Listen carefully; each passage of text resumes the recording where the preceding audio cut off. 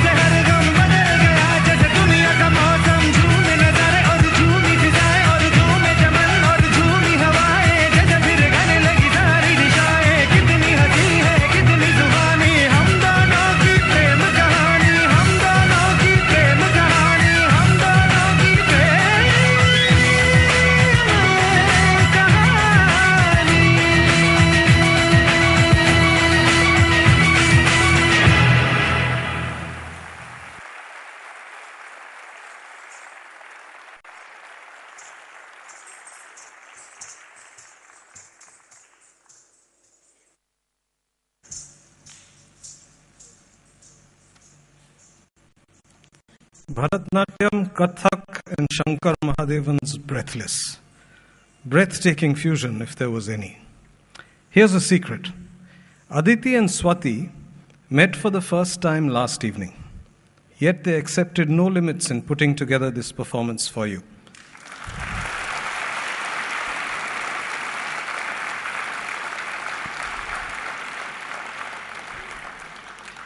The next line on the script read, "You will want to give them another big hand," but you preempted me on that one. That was sensational. Thank you, Swati and Aditi.